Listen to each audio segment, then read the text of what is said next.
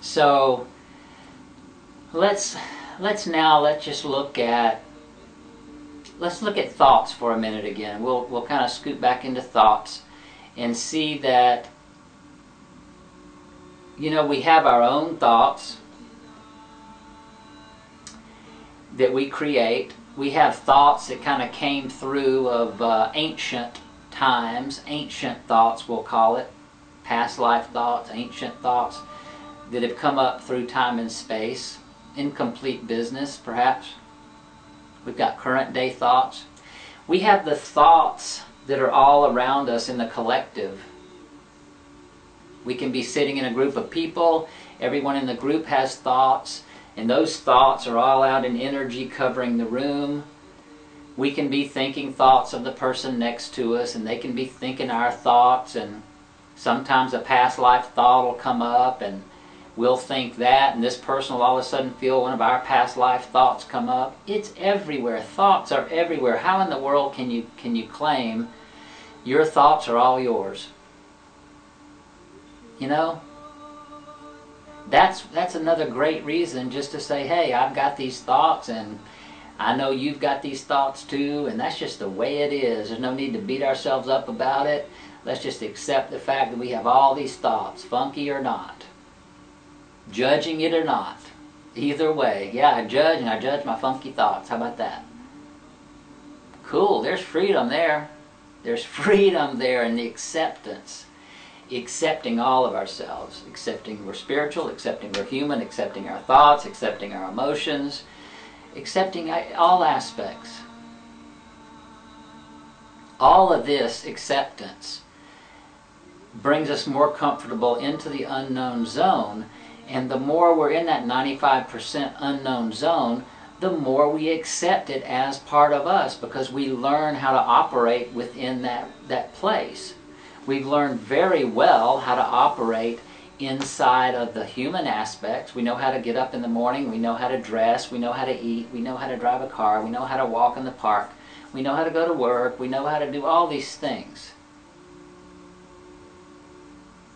Yet when it comes to the part of being in the unknown, it's almost like we just are struggling so much. You know, immediately we've got to have an answer. What's this feeling? What's this I'm feeling? What is this? Great, dive into it for a minute if that's something you're feeling in your body, like a trigger or a charge. But otherwise, being able to be comfortable in the unknown, being able to be comfortable not having the answer, being able to be comfortable in not knowing why something occurred, being comfortable swimming in the ocean of nothing. Being, it's the other part of the human being. We know how to human, and now we can learn how to be. Being still, being with ourself. That's what makes the 95% known, is by being comfortable in the unknown.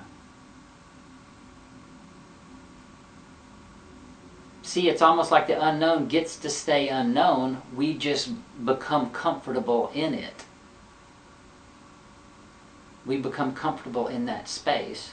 And in that space are wonderful, bountiful gifts, of which are acceptance of all that is.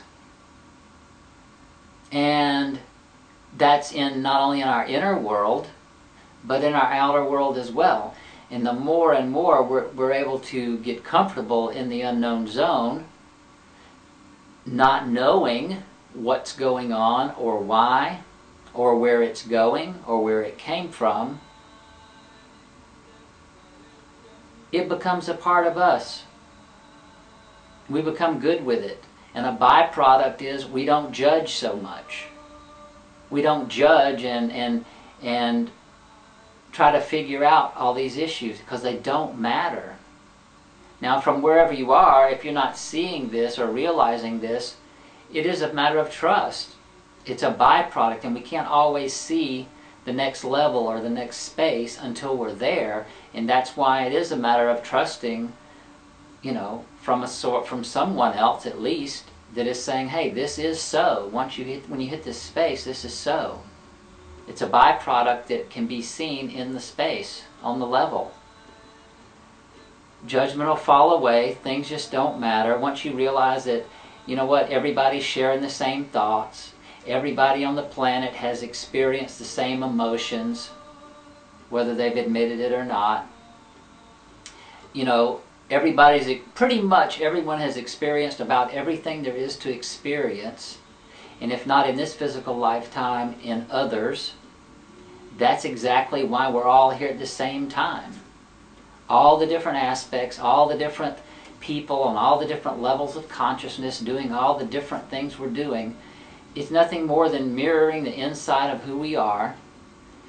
The parts of us that we're pointing our finger at going, wow, look at that person, what they're doing. That's some bizarreness there now. Hey, you're just forgetting your bizarreness. They're simply reminding us of our own bizarreness. And that's why I was saying, like right when we talked about emotions, going into the emotion, try to connecting with what the emotion is, with the person that's expressing to us, so we can have compassion and understanding that we're one.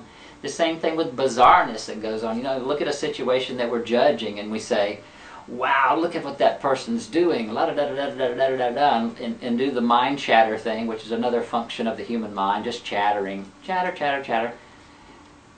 We can come out of the chatter for a second as a witness and tap into, look at that person, wow, that's some bizarreness that they're doing there, isn't it? And really get with what they're doing, check it out, you know, and feel it. Move from mind orientated to feeling mode and feel what those people are doing.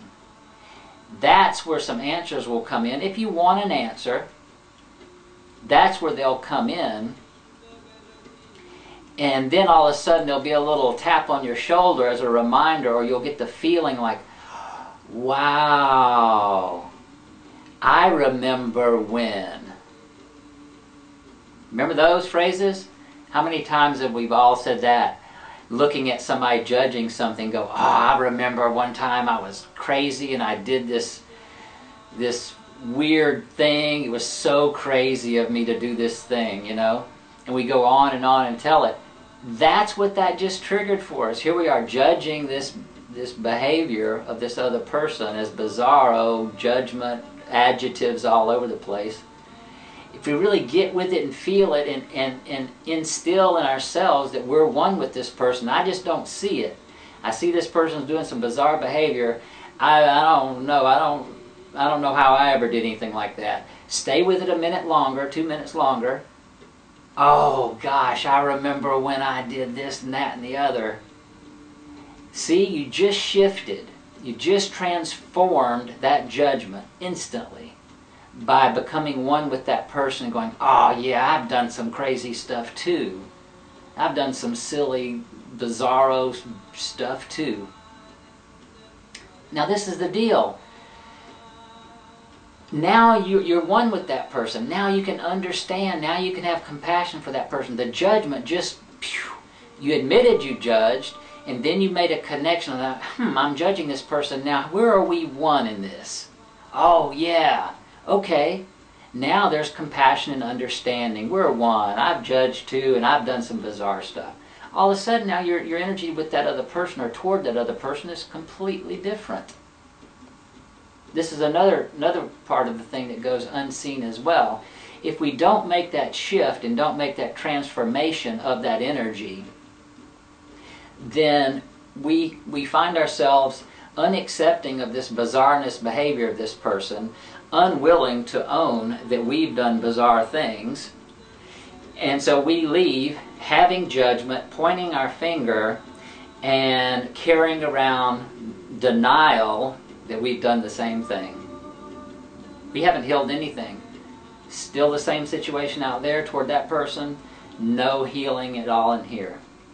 But the minute we do that little transformation, hey, we're good with this person, we love them, we think it's hilarious or fun or whatever, we acknowledge we've done the same thing, all of a sudden we shine the light on the truth, more lightness comes out of ourselves, we're free. We're free, they're free, we're even closer in oneness.